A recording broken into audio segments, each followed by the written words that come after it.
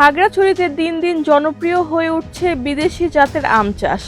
পাহাড়ি অঞ্চলের অনুকূল আবহাওয়া ও উর্বর মাটির কারণে বিভিন্ন বিদেশি প্রজাতির আমের বাণিজ্যিক আবাদে সাফল্য পাচ্ছেন কৃষকরা। দেশীয় আমের তুলনায় কয়েক গুণ বেশি দামে বিক্রি হওয়া বিদেশি আম চাষে আগ্রহ বাড়ছে। ফলে জেলার বিভিন্ন এলাকায় নতুন নতুন বাগান গড়ে উঠেছে এবং স্থানীয় মানুষের কর্মসংস্থানের সুযোগ সৃষ্টি হচ্ছে। কৃষি বিভাগ সূত্রে জানা গেছে, চলতি মৌসুমে খাগড়াছড়িতে ৫,০০০ হেক্টরের জমিতে দেশি ও বিদেশি জাতের আম আবাদ হয়েছে।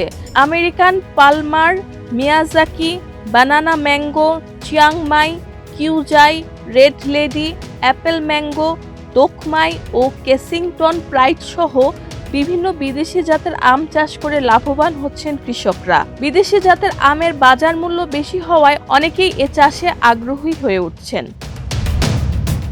কৃষি বিভাগ বলছে, উন্নত জাতের চারা সরবরাহ ও কারিগরি সহায়তার মাধ্যমে বিদেশি আম চাষ সম্প্রসারণে কাজ করা হচ্ছে।